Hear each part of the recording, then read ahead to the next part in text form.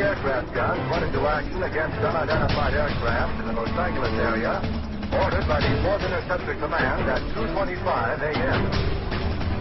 The unidentified object moved slowly down the Pacific coast from Santa Monica and disappeared south of Long Beach. Searchlights closely followed the object down the coast and kept it centered in their track. Shells frequently could be seen bursting near the object, but none appeared to hit it. The shooting stopped about 3:30 a.m. Approximately 20 minutes after the firing died down, the ship returned and headed westward from Long Beach toward Santa Monica. The guns went into action again, throwing round after round of shells at the object.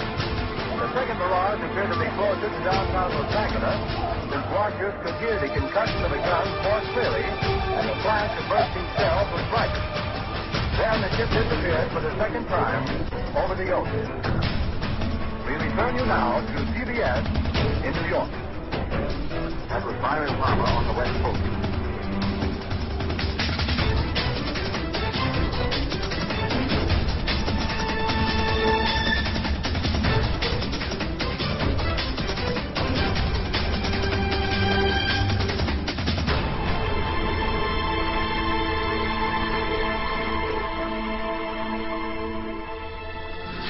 The Battle of LA was the first time that our military actually fired upon a UFO.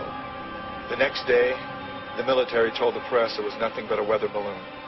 Another report was that they fired at nothing due to war nerves. The Army was not too pleased with these reports. If they could not bring down a weather balloon with almost 1,500 rounds fired and direct hits, then what would they be able to do firing at real enemy targets? This was the first time official denial was put into motion regarding UFOs. This was 1942, only a few months after Pearl Harbor. Our distinguished guest for this evening is Dr. Willie Ladd. Well, now, is our own government, our own Defense Department, taking the flying saucer reports seriously? They have to. After all, the Air Force, which is the one which is investigating, is charged with the defense of our skies. So if there is anything in the skies which they don't know and cannot account for, it makes them understandably uneasy. Major Donald E. Kehoe, a retired Marine Corps officer, insisted that the Air Force knew more than it was telling. We are being observed by some type of device which is ahead of us, far ahead of us, and is probably controlled by a highly advanced superior civilization. It has reached the point where many people in the Air Force have the same conclusion.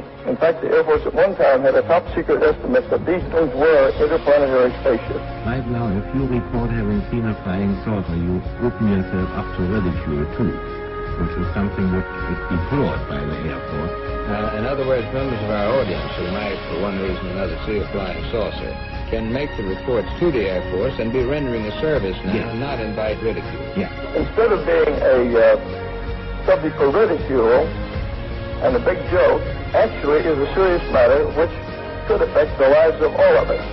Actually, most people who report a UFO sighting are patriotic citizens who have been mystified by something that they've seen, and through a patriotic sense, report it to the local law enforcement officials or to the United States Air Force base near them. The first reports were brought in by quiet and sober citizens, like Frank Manor.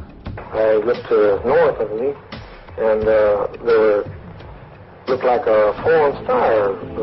The air was red and kind of coming down, and on about a 45. And so then I watched it, and I was going to see if it landed, and then maybe go down and see what it was. And when it got to the top of the trees, it stopped, and a blue and a white light come on.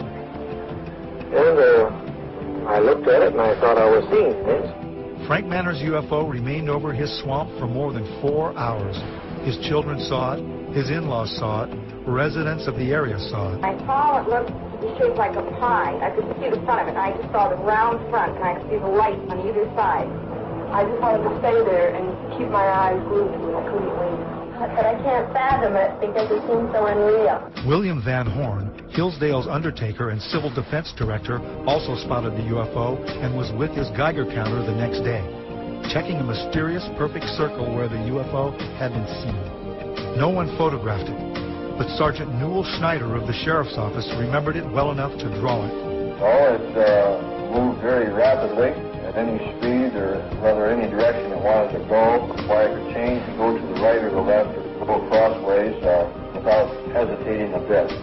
What do you think of it? Well, if they call it a flying saucer, that's what it is. The Air Force sent its chief scientific consultant on UFOs, Professor J. Allen Hynek, to check the Michigan sightings. Dr. Hynek agreed that the good citizens of Michigan had seen something in the marshlands. He thought they had seen marsh gas. They, as children on the farm, had many experiences with swamp life, and that this was obviously the thing that it was, and they couldn't understand why the people in Michigan got so excited over swamp life. Dr. Hynek's belief in marsh gases was not exactly welcomed by Ann Arbor Sheriff Douglas Harvey, who had some interesting things to tell me. Because if he's going to say it's marsh gases, I'll tell you now, in all due respect to Professor Hynek, he's all wet. I think this is a flowered up deal, because last night he was in my office, and this is what my statement will contain.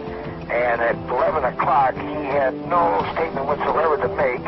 He told me he had no idea what it was, but he said the Pentagon said that he had to make a statement tomorrow. He said, I don't know what I'm going to say. So overnight, he comes up with this theory. Right now, if you report having seen a flying saucer, you open yourself up to ridicule. Well, you can look at here, look, beer bottles thrown. Look at my windshield. What would you think if somebody was throwing beer bottles at your house, standing out in the middle of the road screaming, you nut, you're fanatic, and all that? What would you think? You open yourself up to ridicule. Are you sorry now that you did tell people what you saw? Yes, I am. I'm sorry, because it's not it's not the truth, but it's just the idea, the reaction of the people. They think you're a nut. To tell you the truth, that's just what they figure you are. And I'm not going to take it anymore. I don't want nobody down in here. I just leave me alone. You open yourself up to ridicule too, which is something which is deployed by the Air Force, If the thing lands right there by that pump, I'd never say a word. And he got out and talked to me. I wouldn't tell nobody. That's just the way I feel. I'm bitter and disgusted in the whole matter. According to the United States Air Force, in following a policy which is set probably fairly high in the Pentagon, there are about 250 or 300 extremely incompetent airline and military pilots in this country. The airlines let them continue to fly even though they have reported UFOs. The Air Force has been accused from time to time of hiding information about UFO. What do you have to say to that, Colonel Henry? Well, these charges are absolutely untrue. We have not been hiding anything. This is not an attack on the Air Force spokesman or the project spokesman. They are simply following orders to explain away all UFO sightings as quickly as possible when they become public and deny that UFOs really exist. UFOs were fairly new, and even though there had been sporadic reports throughout the late 1800s and early 1900s, they were simply nothing to worry about. Flying saucers had been reported and photographed worldwide. They were not an issue because the sightings, although seen by pilots and close to Army bases, did not seem to pose any kind of threat.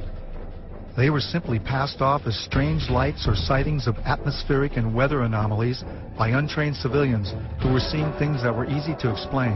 After the attack on Pearl Harbor, it became apparent that our military needed to control who or what flew into our airspace. Radar was the newest technology for detecting anything in our skies that was not acknowledged to be our aircraft.